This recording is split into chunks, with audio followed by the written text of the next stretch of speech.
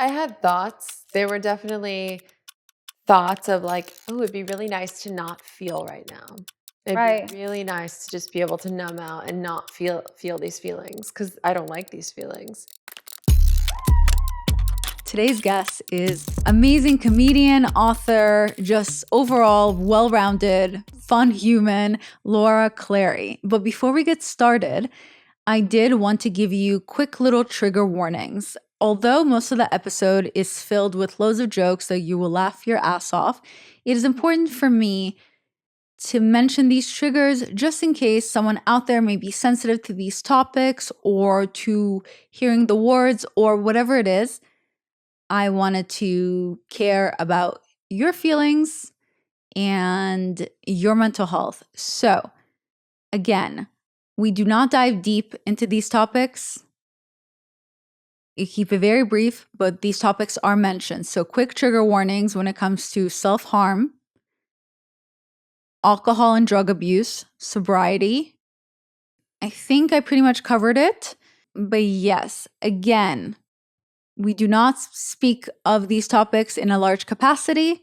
It's more in passing, but it's important for me to care about you guys and your mental health. And if you're sensitive to these topics, it's important that now you're aware.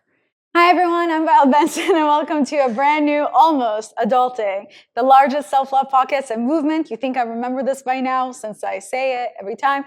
Your number one destination for personal growth and mental health. I'm your big sister and your host, Violetta. So today my special guest is Laura Clery. She is unapologetically herself. She's really great, and I didn't write the intro for that as well. Damn. I also went on her podcast, so everyone definitely check it out. It's either out right now or it will be coming out. We'll see. Aside from that, she's a comedian, a podcaster, a published author, a mother, a single lady, recently, newly single or divorcee, a vegan, sober, with 2 kids, going through a divorce. You must be fun at parties. I'm a blast. Yeah. I'm an absolute blast. One time I was in Italy and I was sitting there and the waiter was like, I don't eat meat. And he was like, oh, okay. And then he was like, what about a pizza? And I was like, oh, I actually don't eat cheese. And he looked at me and he was like, what a sad life you must have. Oh, yeah. And he asked if I wanted wine too. So I was like, no, I can't have wine. No, I can't have meat. No, I don't do dairy. And he's like, well, this sad life you must have. And you're like, fuck you. I was honestly like, I'm like, no, I'm actually very happy. Like for the most, happier more than not is how I like to say. Aww. I'm normally happier more than not. Because like we talked about on my podcast, like we're meant to feel all the feelings. Yeah. You're not meant to be happy all the time. Or we wouldn't, by whatever made How us. will you know what happiness is if you didn't get to experience the other feelings? Also, why do other emotions exist if we weren't meant to feel them? Why do we have tears if we weren't meant to cry them? We are meant to cry because of anxiety. You know, research shows that there's a difference. You put it under a microscope, and there's a difference between your happy tears and your sad tears. Really? In the microscope, we can tell the difference. The actual...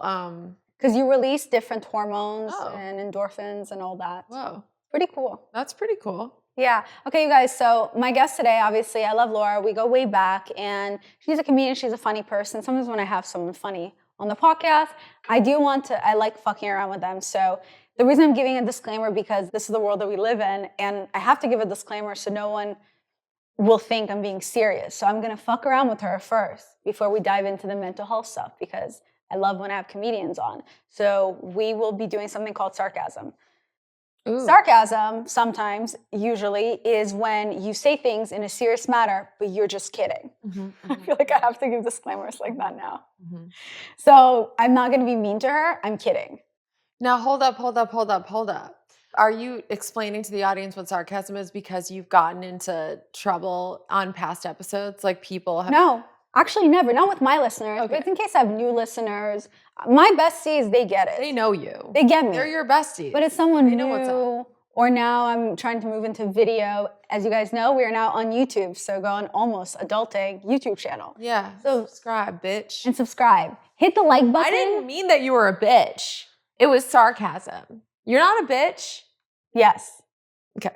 We just have to explain everything, right? Yeah. Okay, cool. That's where we're at now. Okay. Yeah, okay. So my first thought that I meant to ask you, you know, you're huge now on social media, everywhere. Your videos constantly go viral.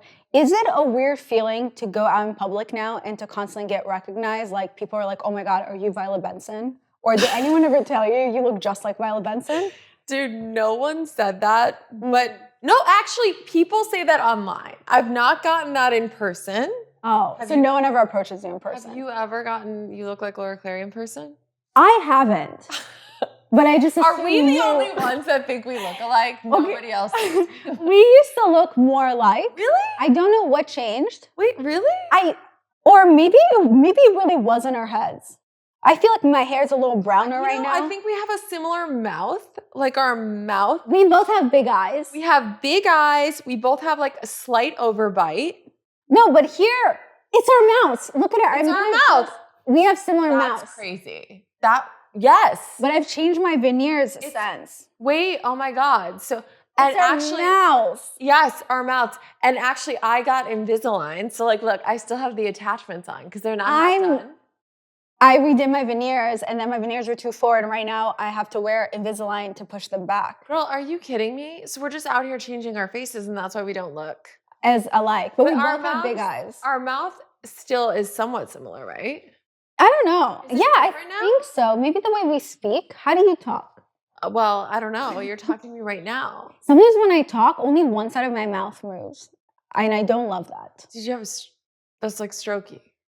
But you didn't. No. That you're aware of. No. Okay, but like only one side of it. Well, I think it's something about your muscles, different muscles. Okay.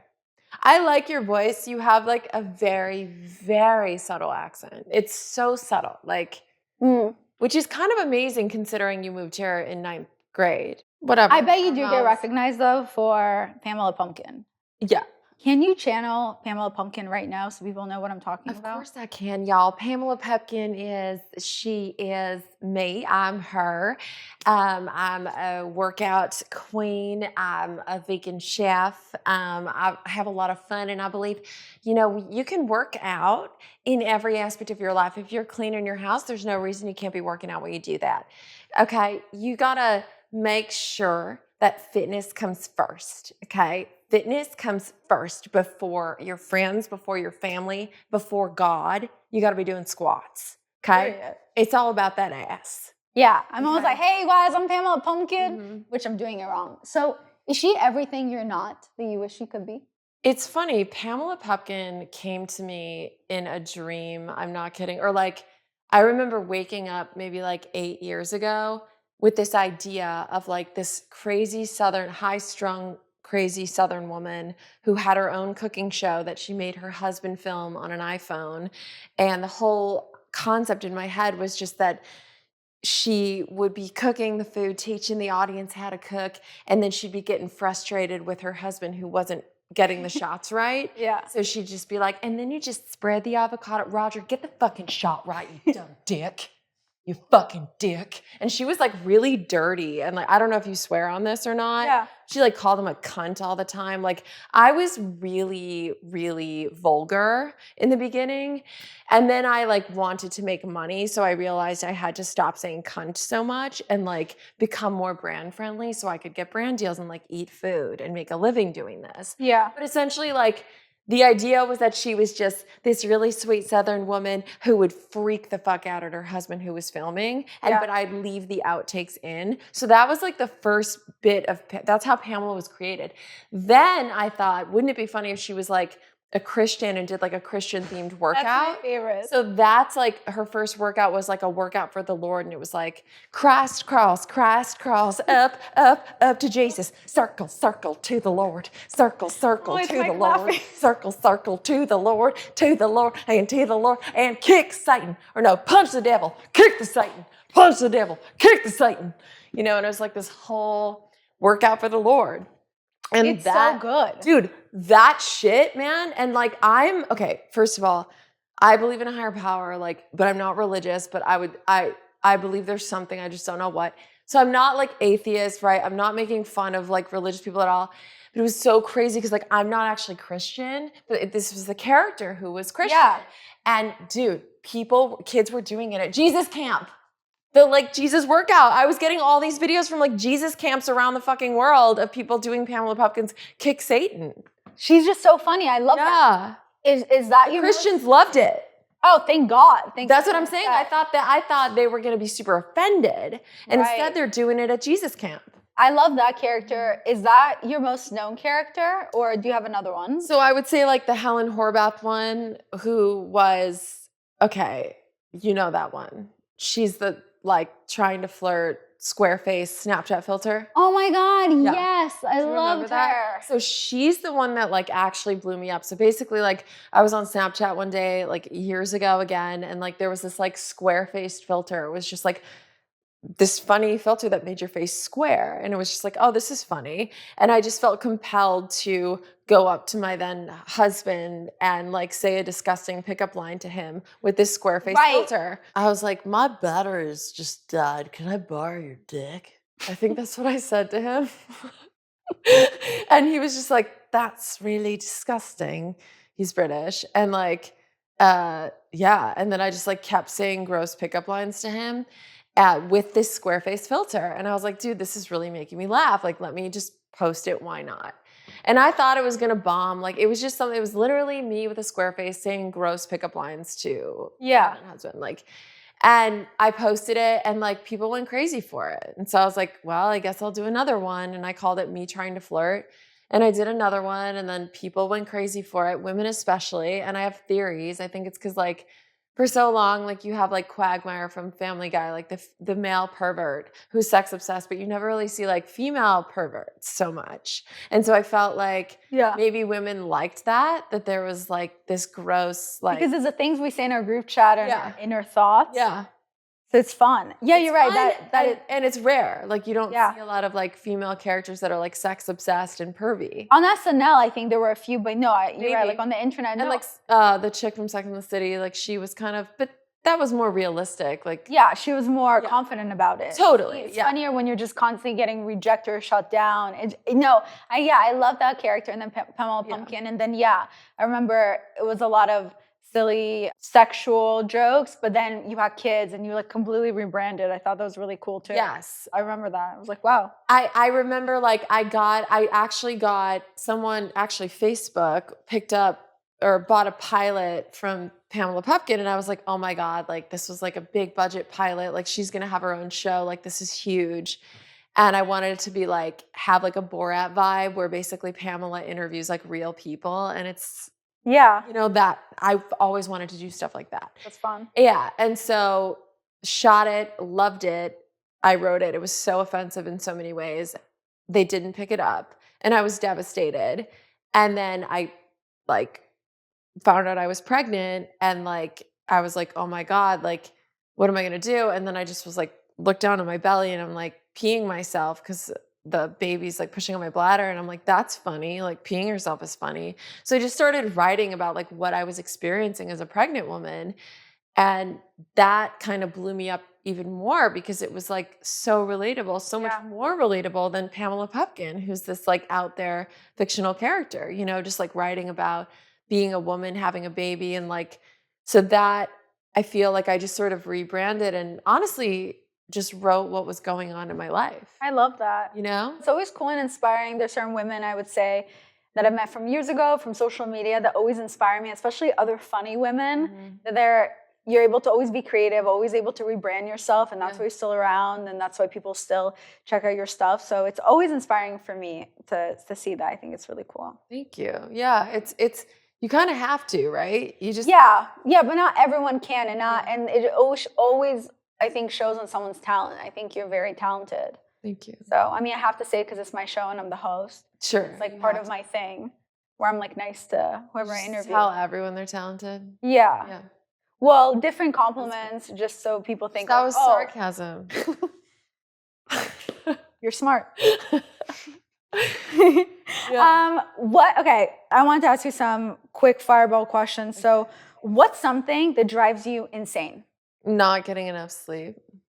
I would say that drives me mad. And like, I'm not myself, and I hate the world and everything about it. And so often it's just because I've not slept. But like in 16 years, when your kids move out, you will finally sleep well. So Yeah, don't be such a bitch about it. I gotta say, Violet, sometimes I do sleep and it's glorious, and I am so grateful for those times. And like I'm actually a weirdo and I believe in manifestation. Do you? Yeah, I didn't know that's like a weirdo thing. It kind of is a little bit. I say that because I feel like people are judgy around manifestation. Like it feels very like, ooh, like I think whatever works for you to What- stay another day alive on this planet, do it for you. you know what I mean? Unless it's harming other people, then don't. So one of the things that I would visualize every day and night, because I feel like I visualized a life beyond my wildest dreams. I literally believe honestly, I would get almost delusional every day and night. I remember when I had 0 followers, but all I wanted to do was make millions of people laugh. I would obsessively visualize every morning and every night. I would see, because I knew I was funny and I knew I had a lot to give, and I wanted to give that in a big way. So I would visualize people like watching my stupid content and laughing and it making their day better. And I would see it every day and every night and every day and every night. And I would see it. And then within like a month or 2 months, I had my first viral video. And I swear to God, it's not magic. It was that I was so focused on what I wanted rather than what I didn't want. Because I think humans so often focus on what they don't want rather than using their beautiful human imagination to focus on what they do want. And so I like harnessed that and became obsessive. And I believe that's why I like blew up the way that I did. That's so cool. I swear to God. Yeah. But I did that with my kids too. I was like, everyone would tell me, you're never going to sleep again. You're never going to sleep again. And I was like, I don't accept that reality. My kids will be amazing sleepers. They will sleep through the night. I would shut out every negative person that would come up to me and say, good luck, you're never going to sleep again. I just wouldn't accept it. And guess what? Both my kids by 4 months were sleeping 12 hours a night, 8 to 12 hours a night. Okay. By like 4 to 6 months, like they were amazing sleepers. So what's going on with you that you're not Right now, Alfie has there's a little phase going on where he's coming in the middle of the night wanting me to come sleep with him in his big boy bed. Which you forgot to manifest him not sleeping with you. That's what I'm saying. Yeah. Which like is not a big boy bed at all. It's a toddler bed and I'm 6 feet tall and I'm sleeping in a toddler bed currently. You're actually 6 feet tall. Literally. Oh yeah, I'm 6 feet. Right. That makes sense. Yeah. We were standing next to each other and I was like, what's happening? Am I shrinking? So I need to start visualizing again, him sleeping through the night. And like, I need to get back on that. But I hear it's a 4-year-old thing. He's 4. And every mom I've talked to says when their kids hit 4, they either want to come into their bed and like sleep with them, or in my case, he wants me to come with him and cuddle him. That's really sweet. I know. And I'm like, it's a phase. So I'm kind of but it is kind of like whatever, disrupting my sleep. And it's not every night, you know. But I would say like that drives me crazy. That's a really long answer. I don't know how we got onto my whole like goals and dreams. But what I wrote down, I was like, what drives you crazy? Well, now it sounds so silly. What? Minuscule to what you said. Aw. Are they? Those are my kids. Do we open the door? No, you lock them out. They live outside. Oh, thank God. Yeah. That would have been annoying. Yeah, we don't let them in. Oh, perfect. Yeah, that's how you're a good mother. Yeah, there's you teach them. Yeah. You teach them survival skills by keeping them outside. Exactly, Violet. I'm raising resilient children, okay? Okay, what's driving me crazy, which feels so silly now, it's why in the English words there's a K in front of words we don't pronounce the K. I lose sleep over that. It's been driving me crazy since I came to America, since I had to learn English. It drives me insane. And then I don't know. It's a silent K. I don't know why. What? I don't know why that is. Why is it even there if you don't say it out loud? I don't know. Why is it not knife? Why do I have to say knife? We all know it's there. Like you talk to each other and you know the knife is there, or you write it out and then someone reads out knife. We both saw it. We both have eyes. The K is there. Why didn't you say it? Yeah. Why does no one say it? I don't know, Violet. I don't know. It pisses me off to the point that I want to have a baby just so I can name him Matt and then put a K in front of it and then leave it silent though. So then he's double the douchebag. Love that. Kmat. Matt. And but everyone like, oh no, it's Matt. And he's like, I'm so much more special and unique than the rest of the 700,000 Matts that exist in this world. Love that. Because I have a K in front of my name that's silent. But you lose sleep over that? I lose sleep over that, yeah. Does it really upset you? It's actually really upsetting. Well, because when I moved to America, I didn't know you can't pronounce it. So I said it out loud in a Do you want to know class. what the root cause of our suffering is, Violet? Words that don't make sense. No. Being in resistance with the reality of what is. Oh, that's true. That. And so you're resisting the reality of what is. And the reality is There's a K. there's a silent K. That is our reality. I hate it. And when you're resisting the reality, what does it cause? Suffering. You're losing sleep. You're freaking out. You've got a drug problem. I'm freaking out, man. Yeah. I did meth because of that. You did meth. You're out here murdering people. Because of the K. Right. Right. It's You're right. ruining your That's life. the reality is it exists and there's nothing I can do about it. Exactly. Yeah. Except name my child Kmat. You could do that. Yeah. That's having the courage to change the things you can. By having an asshole son. Yeah. If that's going to, yeah, sure. That's something that you could do if that will make you feel better. I don't know that it will. I'll find out. It'll make Kamat feel much worse.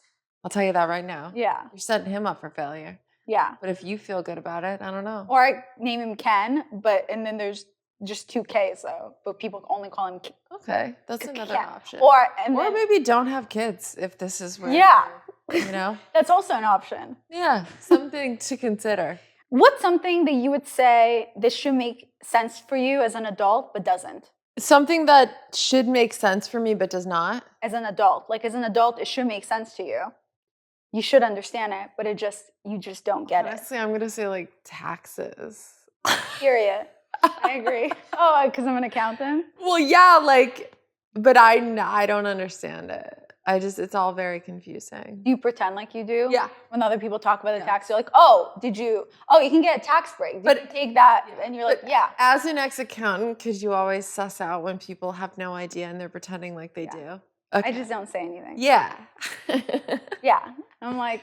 But in my head, I'm just like thinking about dancing monkeys and stuff. I just can't. But taxes don't make sense because if the government knows how much you're supposed to pay them, then just tell me. Why do you need me to do it only for you to tell me, no, that's actually wrong? Bro, if you already know the answer, why are you making me do it? Why are you making me do it? Although, obviously, I would love to keep accountants employed, but it's weird. Next question. What's a random thought that you had recently? Damn, I mean, there's like 8 million a day. Yeah. Oh, I'm thinking. Just like any random thought. There's just so many. Right, so just say one. You're so creative, aren't you? Apparently not. Yeah, I mean, that is on the spot, so. I'm going to take my time. Yeah, think about it. I'm going to really take my time here. Yeah, what's something weird that you do that no one knows about? Like me clapping. On her podcast, I talked about that I clap my hands when I watch a show that I like and there's a happy moment, I clap by myself. And even when she was doing the Pamela Pumpkin, that's why when she was doing her character, I started kind of clapping because it's just me showing excitement. That's how I express myself. I guess I talk to myself a lot and I don't know that people do that. Like I talk to myself out loud. People do that. And my mom said when I was 3, she would look out and I would be on the swing and I would just be having a full-on conversation just by myself. And I've never stopped. Do you do that? Do you talk to yourself out loud? Yeah, but people told me that that's weird. Yeah. So I stopped doing it in public. I still do it actually. No, I still do it in public. Oh my God. It's the best thing ever to talk to mask yourself. Is the coolest thing. When I had the mask on, I could really talk to myself. You could really talk to yourself. Yeah. I'll put earbuds in so people think I'm on the phone, but really I'm just talking to myself. Yeah, I enjoy it. I think it's fun. I do it more now in private though. Okay, yeah. Definitely we talked about it in the shower. Talk to yourself all day long. I solve all my problems. Yeah, sorry, I saw a fly and I was dying to just catch it with my hand. And I was like, this isn't a movie, this is reality. And I have to And then you're going to eat it? No, but one time on my podcast, I was interviewing someone and while they were talking, there was a fly and it was really bothering me. And I was trying to keep eye contact. And as they were talking, I just went, and then I caught the fly. What? Yeah, and I was just gone and they were like, I just assumed that was so normal. I'm like, they're not going to notice it. Is that normal? Do you do that in Eastern Europe? I think if you're an Adderall, yeah. Okay. I didn't know if it was a cultural thing. To catch flies with your hand? Yes. I think it's when you watch too many Is that what it is? action movies Okay. and you constantly think Yeah. that you're in one. Have you thought of something random, a Still random no. thought you had recently? No. Cool. Has anyone... I have so many thoughts. I don't know where to begin. Why is your butthole so close to your vagina? Dude, I've thought about that too. That's the I don't think everyone has a close one. I think. Oh no, they're all close enough. They're too close. I've thought about that before. Now I want to research it. No, you're so right. Look in a mirror. No, because I found out that my butthole is super close to my vagina hole with my first boyfriend when I lost my virginity to him. We're having sex doggy style, and he made 2 comments. The first one was, "Your butthole's really close to your vagina." And I was like, interesting. And then he said, and then he also stopped me over my butt cheeks, and he goes, "You should shave your butthole." And I was like, oh, I didn't know I had hair there. Shave it to this day. Really? Yeah. Wait, why don't you laser your asshole? Laser and shave. You laser and shave? I've lasered in, I still shave it. Get out of here. So the laser didn't work? It's just the trauma in my head. I'm currently lasering. The trauma, the fact that he stopped having sex with me so he can spread my butt cheeks open and tell me, you should really shave your butt. Because I don't have hair in my vagina, like never really did. But I just for some reason only had hair in my butthole. You never had hair on your vagina? I could never grow a landing strip. Are you I was serious? always so jealous. Yeah. Really? I grew like random hair like here and here. Like Get out of here. But my butt, it all went to my butthole. All the hair went straight to my butthole. Super hairy butthole? I never saw it. Yeah. But it was enough for my boyfriend to stop having sex with me and spread my butt cheeks open. Now, because you're Eastern European and y'all will just be like, you have a hairy butthole or you don't, and it's fine. Did you take offense to that or did you not? No, I thought it was because you were telling me that like your family will say. My family never talked about my butthole to me, but no, I didn't take offense. I was like, on it. I have daddy issues. I want to be as perfect as possible for my partner at 17. Yeah. I shaved it. And then for the rest of my life, I still do. But did you take offense to it? No. See, I would have cried for a week. He also one day was like, you have stretch marks on your boobs. And I was like, cool, another thing added to my list. Get the fuck out of it. This guy. He was actually the chillest boyfriend I had. It doesn't sound like it. Doesn't sound That's true. I think I have low standards. But anyway, that's my random thought. Why is the butthole so close to the vagina? How did you realize that? Were you looking at a guy's butthole? No. So were you in the front of the mirror and you were just I was looking at my own vagina. You were sitting in front of the mirror like this? Oh yeah. No way. I'll just look. You did that. I study it. In front of the mirror? Oh yeah. Close up. Yeah. Yeah. Okay. And then you open up your butt cheek. Noticed. And then I'm like, is my butthole normal? Yeah. What does a normal butthole look like? And I look at my butthole and I'm going, is that normal? And then, but what I don't want to do is Google buttholes. Yeah. To like compare. Mm-hmm. I don't want to see a bunch of buttholes. So I just am left to this day to not know if I have a normal looking butthole or not. Okay, so then when you did this, one time I was curious about my butthole. Yeah. I wanted to take a picture of it. But instead of taking it with my phone, I said, that's evidence. Your foot's blocking my camera. Thank you. So I took a Polaroid and I snapped a Polaroid picture. Of your asshole? Of my asshole. Get out of here. I was so disgusted by it. That I hid it. To the point that I forgot where I hid it. Oh shit, Violet. And I'm always scared that one day I die and they're gonna clean out my house and they will find the Polaroid picture of my butthole. No, because like that's my biggest fear. I can't find it. I would lose sleep at night too over that.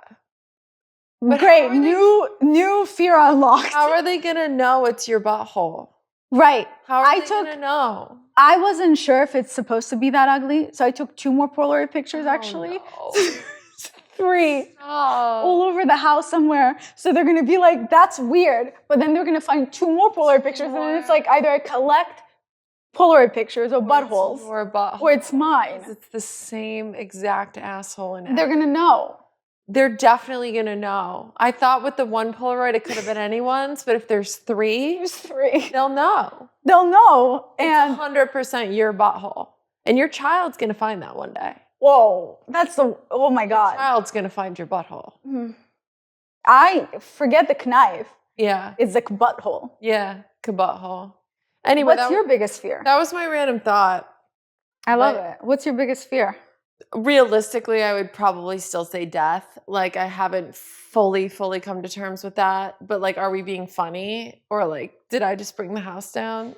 No, I mean, that's so interesting. People are scared of death. That's the one inevitable thing that will happen in life is that everyone dies. Yes. But I just can't imagine not existing. I guess it's like, right? Like, it's just, that's all we know. And it's just like, and it's sad to me to think like there's a possibility that I'll never get to spend time with loved ones and like all of it, right? Yeah. It's just like, I don't know. But then there was this one person, I can't remember where I heard this theory, but it was basically like, if you believe like you're the co-creator of your life, like you can like, maybe not entirely, right? We're not entirely all powerful, but like we can create our reality to some degree, right? With our thoughts and our actions and our choices, right? We're pretty powerful in that way. And so like, but what if whatever you believed happens when you die is what happens? So like whatever you think happens when you die. Oh my God, that's so cool. I never thought about that. Isn't that so interesting? So like, so you get to choose how you die. yeah, like basically whatever you believe, whatever your reality is what happens. I never thought about that. That's really kind of cool. interesting. Like if we're creating our reality to some degree, then like what if we can like co-create what happens when we die? Like it's really just what do you want to happen? I don't know. That's the thing. Like I don't actually know. A long time ago. I guess like heaven would be cool, but that's I don't believe in heaven or hell. I don't either. That's the problem. So that's the problem. So it won't happen for you. So I don't know. even think about that. You know? A long time ago, three of my friends, their mom was passing away from cancer. It was when we were, I think, 18, and I was trying to be there for them, and I thought of this thing, and to make them feel better, I said, like, what if our bodies are not ours, we're just renting them, and we're just souls traveling? So people who are your soulmates, what if it's not the people that you're romantic with? It's your family and the people that you love the most. The rest of your life, multiple lives, you will always be with your soulmates. You just end up in different bodies. So it's not saying goodbye to your mother. You will see her again, just in a different life.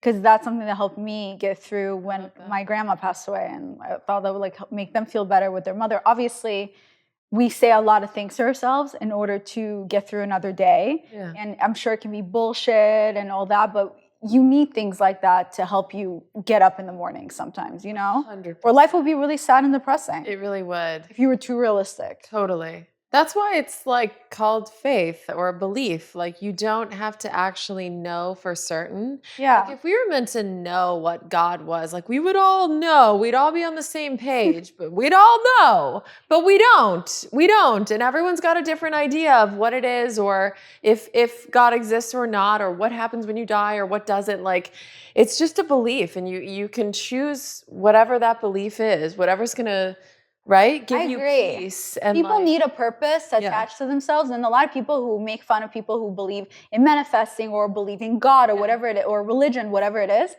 they don't realize that they have their own religion. It's just painted differently, whether it's their sports, their obsession with politics, the obsession with always being right about something, their obsession with going to AA all the time, like whatever it is, you are actually part of a cult, but you're just a different cult because it's painted differently. Totally. You think you're better than this other person that sits there, believes in manifesting or believes in their religion or God. When in reality, you're just the same way. Like I have friends that are so obsessed with politics. I'm like, dude, did the president pick you yet? Like what? Like did that party pick you yet? Like chill. When they like do their best to destroy the other party, and I'm like, dude, both parties don't like you. Yeah, it's not about you. Yeah, so it's just funny to me that people don't realize that when they think they're better than someone else because, well, I would never believe in that. That's stupid. You don't realize it, but you actually are obsessed with something else that keeps you going every single day, and you don't even know. Yeah, that's your purpose, your God. Yeah, totally. Obviously, I was making a joke. If anyone ever told you to eat a burger, the point is that I think a lot of times, especially now on the internet, there's always this thing where people don't think about someone's mental health and what they're going through. I've read some of the comments on because I commented on one of your videos when you talked about the eating a burger, because it irritates me when people talk to me about my weight, strangers, not family. Yeah. And Yeah, totally. sometimes people would be like, oh, well, maybe she's relapsing. I'm so worried about her. Like, are you really worried about her? Or are you just upset that she has the body that you potentially maybe want? Because I'll say right now, to make mean or rude comments on the internet to other people, guess what? It's weird. It is weird. It's not normal. It's not normal. Normal, healthy people who are happy don't go around trying to break other people. They don't go around, oh, well, it's my opinion. And if they're, no, it's not normal. I think people think it's normal. It's I know. not. I could not imagine. Could you imagine doing that? There's one thing to think it. There's another thing to be like, by the way, I need you to know that, like, why are you so skinny? Why do you look like that? I'm so worried about you. Are you really worried about me? You're not well mentally, and you still don't make mean comments. 100%. Imagine how keep it to sick myself. those people are.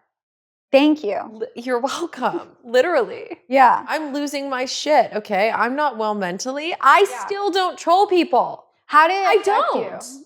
I handle it differently every time, but it brought me back to like junior high when like girls would scream that I was bulimic or like to eat a cheeseburger or whatever. Like they would just make fun of me all the time. And like, it just brought me back to that, I guess. And it just made me feel incredibly insecure. Like there was something wrong with me and like I had to hide my body. And like, I don't know, it just made me feel like there was something wrong with me and that I was being, I don't know, I just having so many people criticizing you, accusing you of relapsing, and just criticizing the way you look specifically. It's why I like never got into like modeling because I think when I was much younger, like fucking 6 feet and lanky, like people would ask me, hey, why don't you model? And I went into a few agencies. The first one I went into when I was 16 years old looked at me, they go, we like your look. You need to grow out your eyebrows and lose 10 pounds and come back. Yes. Yeah. And I was like, I was very thin, you know, as a teenager. Yeah. But apparently not thin enough for like the modeling.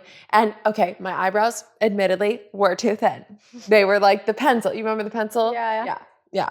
So like they had a point about the brows, but I remember being so appalled as a kid that they would tell me to lose 10 pounds. And immediately I was like, hell no, this industry, never. Yeah. It was gross to me to be judged off your looks, which that's what modeling is. So why did I go in there in the first place? No, but that's good. Your confidence is not based on your looks. Totally. I just felt so grossed out because like I grew up in a house where my mom and dad didn't really value, like it wasn't super important to be beautiful. It was like, are you kind? Are you funny? Are you smart? Like your character was much more valued and important than like your makeup or like whatever, being perfect looking. What even is perfect looking? Me. It's you. Right. And me. You. And it's subjective. Like that's another thing about beauty. Beauty is subjective. Beauty is so subjective, and isn't that amazing? Yeah.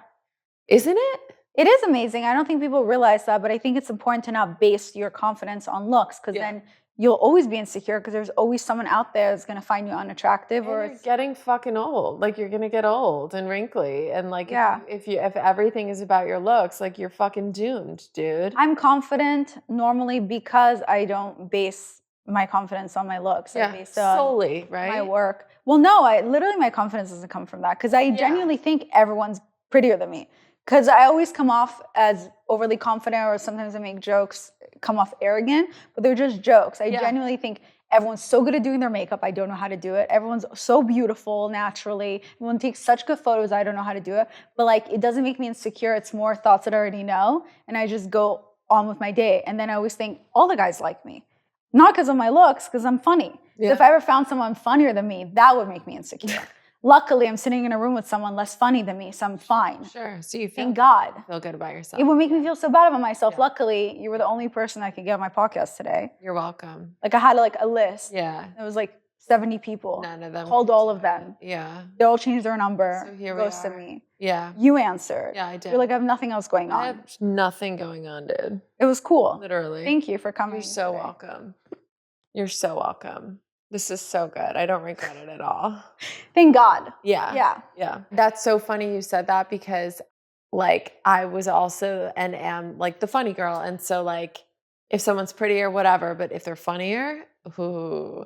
And now, like, I love funny women and like funny anyone. And It's like, when you it's sit so with your great. confident, like when you get older, you have less insecurities about silly things. Like Also, that. I think competition is an illusion. I love that. So your comedy is not me because you're not me. And my comedy, like, you could never be me and I could never be you. And it's always like you see some hacks online. They just I'm sure you have hacks that rip daddy issues, that have ripped your shit, dude. On my podcast, yeah. Taken your shit and like just like, because they see it working for you, so they just copy you rather than like be authentically you. I have the same shit for me. Like through the years, I've seen women take my stuff. They don't even change the script. They just totally steal my shit. And I watch them and then they phase out because they're just being hacks. They're not being authentic to themselves. Everyone gets tired of pretending. Yes. I agree. So competition is an illusion. Nobody can be you. I like that. That does help me sometimes. Yes. Yes. I think someone's copying me and then I have to get out of my own head because I'm like, V, in the end of the day, even if they're copying the way you give advice or the full episode, they're not you. No. There's only so much they can copy, or maybe it's the way you delivery. And nothing is actually original as well. We forget that part. We just all recreate things. We get more creative with things. But if I tweet, I love water. I don't have Twitter. But if I tweet, I love water. And then someone else is going to be like, what the fuck? I made that tweet in 2016. Guess what? I love water. Someone else made that in 2002. It's more the intentional when someone is consciously stealing ideas. Like that happens and all the time. Whatever. Yeah. Yeah, but it's hard. That's how you become mentally strong, by not allowing it to break you. Yeah. And or exactly. On it. Totally. I do want to talk about one thing that I thought was interesting. So you are recently going through a divorce. Yeah. Why are you getting a divorce? You know, we were married 10 years, together 11. We like met, he proposed in 6 months, and we were married within a year. It was really amazing for a lot of years. And then I think that we grew apart and there were just issues that couldn't really be resolved. You know, I like to think I tried for years to resolve them and they just weren't. And ultimately, like, I had to make the decision that I felt was best for me and the kids. Yeah. At what point did you realize this is the end? It was a gradual, it was more a moment? Because a lot of times I can't tell with people if it's, are you supposed to keep working through it because that's what a partnership is? Or how do you know when it's like, okay, this is it? Yeah, I mean, there's like the death of 1,000 cuts, right? Where it's like all of these things that build up through the years. And then at one point it becomes too much, right? But it's not like one big inciting incident. It's like the death of 1,000 cuts, right? Wow. Yeah, so there's that. But then in this case, I think that applied. Although we got along really well, we laughed like crazy. We obviously had really good chemistry, and like we were also very creative together too. Like he's a musician, I'm a comedian. We would write together and work together, and it was just so much fun. And then we made 2 amazing babies together. But we never fought well. Like we never really communicated. That's interesting. Ever. I would say like I'm more anxiously attached. He's more avoidant. And so I would want to like hash out the argument. He would not. Oftentimes things were left unresolved and they build up over time. I guess I can talk about this because so much of it is public at this point. He just kind of went off the deep end a little bit towards the end, and it just didn't feel safe to stay in it. And so, yeah, I made the decision to separate, and we've been separated for a year now, and then like filed for divorce maybe 4 months ago. What do you mean it didn't feel safe? Emotionally, mentally, physically?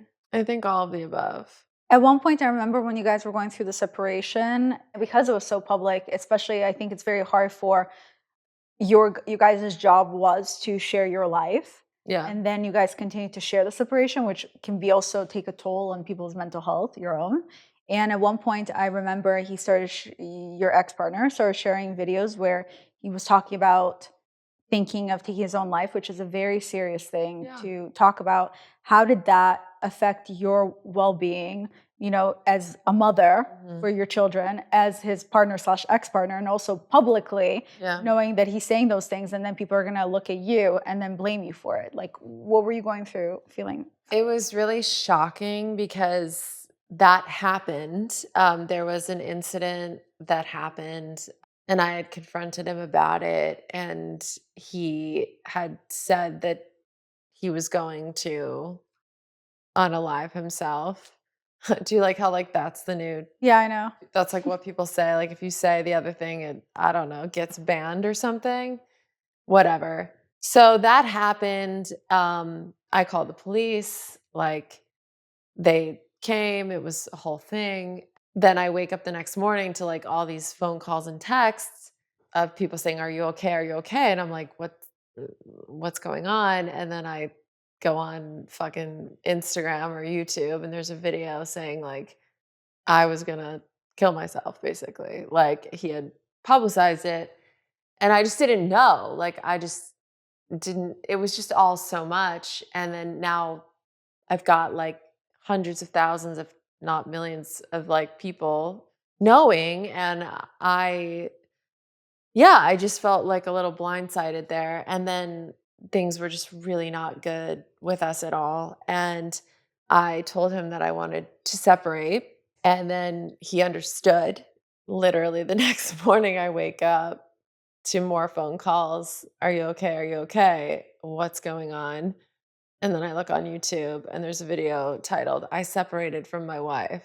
Oh my God. And he had like, Yeah. yeah. And I'm just like, dude, stop fucking posting this shit. Like, Yeah. bro, Yeah. like call me first, maybe? Like, I mean, again, just like so shocked and like, I'm still processing all of this, like completely traumatized from some of the stuff that happened, like incredibly, me and, the kids. And then to like add fuel to the fire and like publicize it was just so insane to me. Right. And it kind of didn't stop from there. The videos Yeah. kept going and they kept kind of getting more unhinged. And like eventually I made the decision to like respond to it. And I did, because now, like you said, I'm getting all these people going like, It's your fault. "It's your fault. Like, what did you do?" Or like, "Stick beside him." And women too. Like, It's always the woman's fault if the man's not doing well versus Dude. it makes no sense. dude, it was If wild. the kids are not doing well, it's always the woman's fault too. Yep. I honestly think like I'm still healing from all that. Like I don't feel fully myself. Like I'm still on edge. Like it's kind of honestly, it's not stopped. Like he's now not talking about me as much, but the content is just a little out there and I don't really recognize that person so much. Yet then I see him with the kids, like we'll have brunch on the weekends with the kids because I do think it's important to like get along for them and like love them together. Yeah. And I want that for the kids. And so when I see him, like it'll be normal and we'll get along. And then he goes home and he like new video. I just had lunch with my cunt of an ex. My cunt of an ex-wife. Well, it's funny Kidding. because he weirdly, like, he's never directly Right. badmouthed me, but sort of, maybe you could say, played a victim in a sense, where in a very sneaky way, gotten people to like, I mean, yeah, it's not only worrisome for your kids. How were you able to go through something so shocking and then be able not to only prioritize your own mental health, because people don't really think about that part where you have to experience that because it's someone you used to love and you don't recognize them anymore. But now as a mother, the priority is no longer yourself as much as now it's the children. yes. How are you able to prioritize your children when your partner, now ex-partner, is doing all these things online? Because these things are going to be on the internet forever. Like, Yeah. imagine one day the kids Oh, I know. see that online I know. about They're their gonna father. trip out. Like, you know, when they're older. Oh my God. How are you able for your own mental health to separate when it's time to go silent to take care of yourself and the kids versus the public life or what you're sharing in order to make money? Like, have you been able to figure out how to separate the two, or is it still like a struggle for you? I've slowed down majorly this last year. Like my whole motto is like work less, do less. Like I earn Share enough. less? Yes, absolutely. 100% share less. Like I work enough to pay my bills and like no more. I've like just reprioritized my life. I think for years, and you probably relate to this, I was hustling and just obsessed with success. I loved it. It was exciting. It was fun. I was somewhat of a workaholic. Like I loved what I did. And, you know, now I prioritize my kids and my mental health. Like That's so I good. go to like my women's recovery meetings all the time. I really need to get a therapist. I do need to get a therapist. I have a program that I go to, and I do a lot of like meditation and yoga and like connect with other women. So like I'm not doing nothing, but like Wait, that's so cool. Why don't I know. you're doing that thing again Yeah, when you're I'm doing the thing. minimizing Yeah. the great things you're already Yeah. doing? It's Like I should be doing more. you're doing Yeah. what you're doing right now. It's not a what is it? It's a journey, not a destination. Yeah. So you go to a program for women. Yeah. What is it Like called? I'm in recovery. I've been sober from drugs and alcohol for Yeah. almost 12 years. So like I go to that, and that's been really helpful. It's honestly like a great design for living for me, and it's helped me to be able to like forgive and, you know, just like function in a like loving, tolerant way, and No, I not mean, act out. on the internet, the way you've handled yourself, always so calmly. I mean, I applaud you. I mean, at one point, I had to unfollow Yeah. your ex-partner. Yeah. It felt too much, and Yeah. I even gave him advice. I was like, dude, keep some things to yourself. I'm like, what are you doing? Because he wasn't thinking about the whole. Right. And Right. it was too much. I didn't want to support it anymore Yeah. because I thought I was adding fuel to the fire by even supporting it by Yeah. watching it. Yeah. So I'm sorry though if I didn't reach out, but we weren't that close. No, it's okay. It's okay. Yeah. Really. I mean, Such a personal thing. You just don't really know what people need from you. so I totally understand. And like it's personal yet like made so public. And like in a way though, it's given me thicker skin. Like I just also what over 50% of people get a divorce. There's a lot of people that relate to what I'm going through, which is nice. You know, I don't feel alone. Yeah. And that's it's true. not I don't also let it define me. I like how you started prioritizing working less and also prioritizing your mental health because obviously I think people forget that if you want to put your kids first, you actually have to first put your mental health because you can't be everything for everyone else and nothing for yourself. Because so if you're not all there, how can you be there for your kids? Is there any other stuff that you've done to help with your mental health aside from the group that you keep going to and working less and spending more time with your kids? How have you been working? How have you been communicating with your ex-partner? Like we still for the most part like we get along for the most part. I think it's honestly I'm learning a lot about like implementing boundaries, and I was never really good at that before, and so now just like not engaging, like if he were to try and start a fight, like just knowing to like not engage with that, or like, you know, if you want to talk about a certain thing, we can do it with someone else present, you know, like a therapist or a psychiatrist or something like that. And just like keeping it about the kids. And like, truthfully, like, even though I don't necessarily agree with his political views at this point, or like some of the content that he's producing, I still have love for him. Of course, And and he's the father of your children. yeah, exactly. And so like I still see a lot of good in him, and just try and practice love and tolerance. And like I would never badmouth him to the kids, obviously. I just want to create a somewhat united front for them, and like, you know, just be loving and respectful, you know, even though we have our differences. Yeah.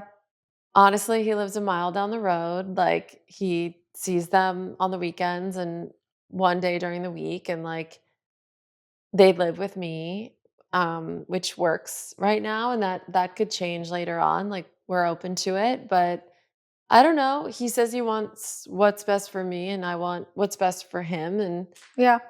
so it's like it's never going to be perfect, but I also don't want to just let it define me or like take over my life. Like, I don't know. Sometimes it feels so easy that I'm like, am I dissociating? Like, people are like, you're doing really well. Like, shouldn't you be like in pain right now? But Wow, those are good friends. well, no, it's like you've been handling this really well. Like, I don't know if I'm dissociating or if I'm just like choosing to focus on all the good that I It's out have of your in my life. control. I Dude, think you're I doing know. well because you come to it's understanding the reality versus Yeah. what you want it to be. Totally. So I think you're handling it well by being an adult and a grown up about it, Yeah. knowing I'm in a shitty situation, Yeah. but this man is not going anywhere. He's the father of my children. Yeah. He's going to be part of my life for a long time. So you're doing what's best for your children. Yeah. So Yeah. I applaud you for it. Thank you. Of course. What would you say the biggest lesson that you've learned going through this public separation and now going through a divorce? I think I realized that I'm stronger than I thought I was. We as humans are very resilient, and like, I don't know. I think that it's made me just realize how strong I am, and also the biggest lesson, I guess, Choose your that partners more wisely. Just kidding. yeah, sure. Just kidding. But also, that being said, like, dude, can you think of one couple that doesn't have issues? Or like, I swear to God, like nobody knows what the fuck they're doing. Yeah. Like, there's no such thing as the ideal person No. and like the ideal relationship. Like, that just doesn't exist. I don't But see I it. like what I you don't see said it. about when I said that your biggest issue, and you said we didn't fight well, and I think that's such a big thing. Oh, That's what separates people normally. yes, is the having fighting yeah, together or apart having effective communication is so key. during fighting. Yes. Disagreements, arguments, all that. Oh yeah. Yeah. It's literally being able to safely express your wants and needs, feeling seen and heard by your partner, So hard. and not getting like attacked or ignored. It's showing empathy for your partner when you feel hurt. And also the whole Yes. thing of choosing each other every single day. Eventually you stopped choosing your partner because you didn't feel like he was choosing you and your Yeah. feelings or whatever happened. You Yeah. outgrown each other. You know, with the children, they often internalize changes that are happening with their parents. They internalize emotions that they see between their parents or during a divorce. This is the age right now for kids that we think as grown-ups that kids don't notice, but kids notice everything. So have you been able to create kind of a safe space for your children to be able to express their feelings maybe more openly, or to them to learn between right and wrong, or just have you been able to create them a safe space, especially with all the public stuff or what was going on with their father? I feel lucky in a way that they were so young, 1 and 3 when this happened. So they were so young that they understand what's going on to some degree, but not fully. They're just so young. So like, the fact that we've been separated for a year now, when they were 1 and 3, like, they were so resilient and like accepted it within, honestly, like a few weeks. It was just like, they just knew he's there, I'm here, and we love them dearly. It's just looks a little differently. And so I think, I don't know, because they were so young, like I couldn't even really talk to them about it. They're babies. It's one thing to go through all that stuff publicly. It's another thing to lose the partner you thought you're going to be with forever, and you have children with that person, and public's opinions. But one thing, another big part here that I applaud you for is the fact that you've been sober now for 12 years. The fact that you didn't, not that I'm saying someone would relapse, but when you feel like you're hitting rock bottom at one point, I'm not saying they really thought it was hitting rock bottom. It would be for me. Yeah. But again, I would say the best thing about rock bottom is that you're standing on something finally. But was that a challenge for you? Were you ever in a moment even close to relapsing, or because you had such a good, strong group of women that you were meeting with and all that helped you get through it? I had thoughts. There were definitely thoughts of like, oh, it'd be really nice to not feel right now. It'd Right. be really nice to just be able to numb out and not feel these feelings because I don't like these feelings. Which is what most people do. Yes. Yeah. But I think because I've been sober so long, it's just, I've formed this new habit of like, we've got all these tools, like fast forward the tape. You know, it's like, what's going to happen if you do pick up and use or drink? Like, let me play that out in my head. Interesting. Yeah. So I would play out, okay, I don't want to feel, so I'm going to go buy a bottle of wine or like buy some weed or whatever. So let me play out what would happen. Well, okay, I'd probably, that one glass wouldn't be enough. So I'd have another and then I'd have another. And then maybe cocaine would sound like a good idea, you know, or whatever Yeah. it is. Like, oh, and then I think about like, for me personally, like I probably wouldn't be as good of a mom if I was drinking again. Like I wouldn't be as alert for my kids. And like, I just played out what would happen and it wasn't worth it in the end. And you know, this too shall pass, like the feelings pass. And like, you know, just being able to sit with those feelings. So I started like sketching a lot, like I do a lot of drawing, lots of journaling is really helpful. Like I'll just wake up and start writing. I like type because who handwrites? It's hard. It hurts my it's hands so horrific. fast. I hate it. My handwriting. Yeah, but I can just like type super fast and like stream of consciousness. Like I don't think about what I'm going to say. It's just you just wake up and you just write. And that I get so much clarity from. I find also getting into gratitude has been huge. Again, it's this simple philosophy or concept of focusing on what is right, not what's wrong. So it's like, yeah, maybe my relationship didn't pan out the way I wanted, but look at all of these things I have to be grateful for. Like, wow, wow. And then I choose to believe that my life is working out better than I could have imagined. And like, I just affirm that rather than like, oh, it's all going downhill and like life sucks and this is horrible. And no, my life is working out better than I could have imagined. And that's what I affirm. Because why affirm what you don't want? Why affirm? I agree. Right? I love We that. have a choice. When you think of all those things you're thankful for, do you ever also think how you're thankful for yourself and how strong you are? I mean, I feel like when you were speaking, when I've asked you all these different questions, Mhm. then your responses and how calm you've been with your thought process. I mean, the fact that you were able to sit and think about, okay, let's do the tape and see where my life would go, and having the thoughts, but then not taking action. Yeah. I mean, that takes strength. Like that is resilience. Yeah. Not everyone will be able to do that. And the fact that you just calmly just said it and then you still look at yourself and you don't think that you're that strong. So, you know, it's so interesting when sometimes people don't realize that their choices are actually, you need to be a strong person to be able to make those choices. Yeah. Yeah. So maybe you can journal, I like me. I'm thankful for me. I'll acknowledge that. Yeah. Okay, good. Yeah. I'm glad. It's funny. I like say like, I'm grateful that I'm funny, you know, but like, no, I'm grateful that, yeah, I'm strong and resilient and sober and like, you know, a good mom, you know? First of all, a relapse is not, people think that that's the worst thing. A relapse is just a setback in life. And then you get back up on the horse again. Yeah. No one would have judged you if that would have happened. And there's nothing wrong if that happens because you just have to get back up again. It's an addiction. It's a disease. Totally. Absolutely. But the fact that I was so amazed when you talk about the tapes, like that was the coolest thing I've ever heard. Yeah. I thought that was really and that cool. applies to like any self-destructive behavior. Like exactly. Like you're about to text the toxic ex that you know is bad for you. Like, and you're about to do it, and that's like a drug for people. Or you're about to buy that thing that you really can't afford, like because you want to fill the hole in the soul. And like, or you want to tell someone off. So or you want to tell someone off anything. And so you it's do like the tape. Fast forward the tape. What's the outcome? Yeah. Versus what actually play it out. Play it out. I love that. 9 times out of 10, you're like not gonna do it.